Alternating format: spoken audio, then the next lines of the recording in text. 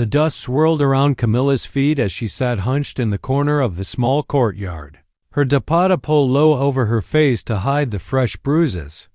The twins, barely 3 months old, lay sleeping in a wicker basket beside her, there. Tiny chests rising and falling in peaceful rhythm, oblivious to the storm that had torn through their world just hours before. "Man who's Zorat," her mother-in-law's voice still echoed in her ears, "cursed woman." The words had been accompanied by a sharp slap across her cheek, followed by her brother-in-law's cruel laughter as he declared that she had brought nothing but misfortune to their family. First, she had failed to give them grandsons during her 3 years of marriage to their beloved Rashid.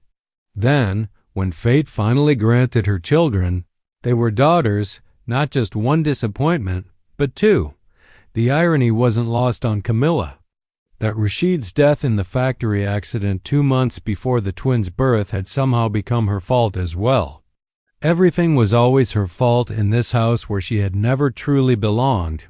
Not even when her husband was alive to offer some protection from his family's constant criticism. She shifted slightly, wincing as the movement pulled at the tender spots where her sister-in-law had grabbed her arms, shaking her violently while screaming about the burden she had become.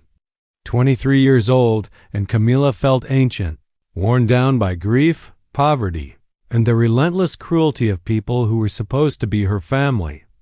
The sun was beginning to set, casting long shadows across the small village of Dalatpur. Her position in the courtyard, she could hear the normal sounds of evening life, children playing in the lanes, women calling to each other from rooftops, the distant lowing of buffalo being brought home for the night. Life continued around her as if nothing had changed. As if her world hadn't collapsed completely that afternoon. It had started when little Aisha began crying from hunger. Kamila had been trying to nurse both babies when her mother-in-law burst. Into the small room they had relegated her to after Rashid's death.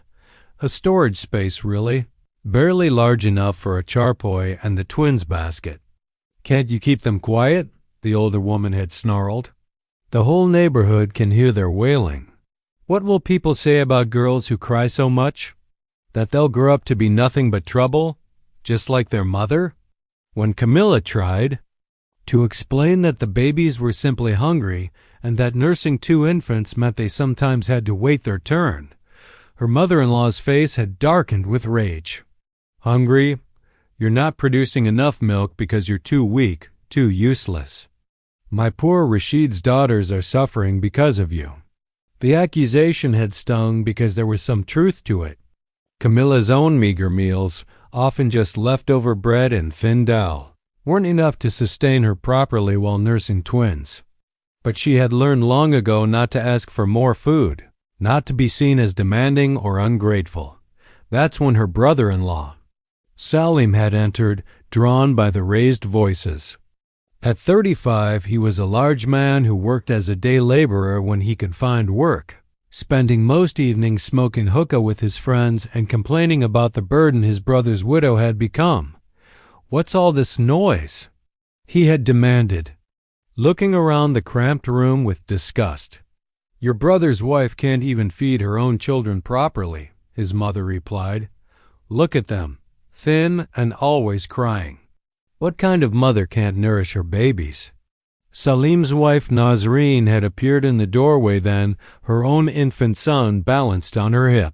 She was a sharp-featured woman who had never hidden her resentment at having to share the household resources with Kamila and her daughters.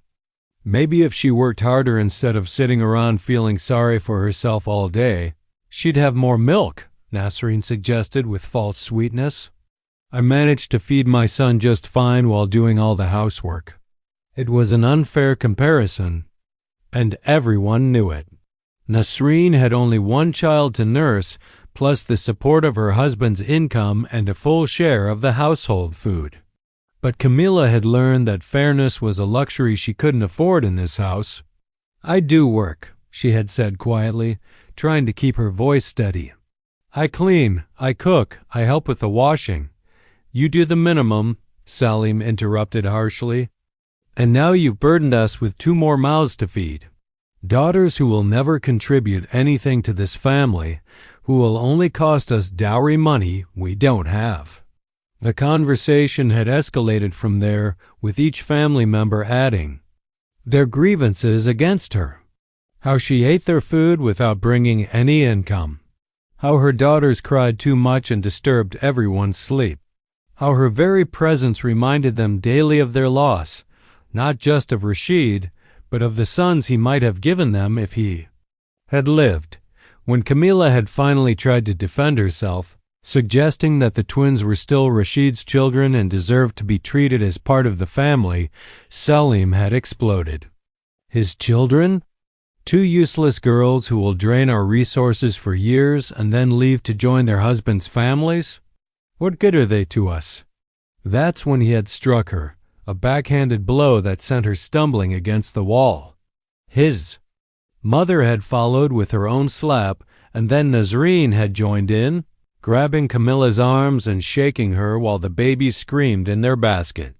"You should be grateful we don't throw you out on the street," Salim had shouted.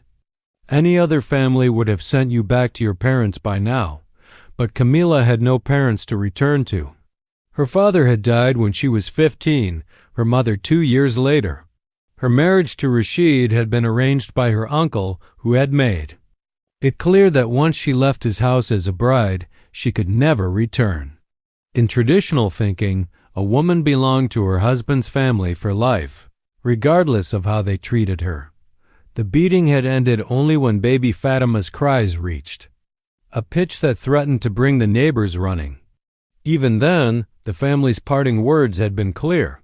She was a burden they were tired of carrying, and they were considering what to do about it. Now, as the evening call to prayer echoed across the village, Kamila found herself wondering if they were right. Maybe she was cursed. Maybe her daughters would be better off without her. The dark thoughts circled in her mind like vultures, fed by months of grief, exhaustion, and constant humiliation. She was so lost in her despair that she didn't notice the footsteps approaching until a shadow fell across her. Looking up, she saw a man she recognized but had never spoken to, Dr. Ahmad Hassan, who ran the small medical clinic on the village's main road. He was perhaps 40 years old, tall and lean, with prematurely gray hair and kind eyes behind wire-rimmed glasses. Unlike most of the village men, he was clean-shaven and wore simple Western clothes, pressed trousers, and a cotton shirt that marked him as educated and modern. Kamila quickly pulled her dupatta forward and looked down, as was expected when speaking to an unrelated man. "Sister," he said gently, using the respectful term of address, "are you injured?" The question, asked with such unexpected kindness, nearly broke her composure.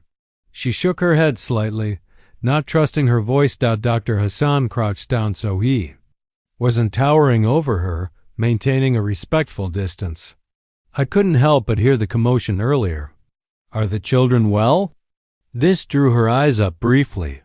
Whatever else might be said about her, she was a devoted mother. "They're fine," she managed to whisper. "Just hungry sometimes," he nodded, his expression thoughtful. "Twins are a blessing, but they're also a challenge, especially for a mother. Managing alone. Have you been eating enough?"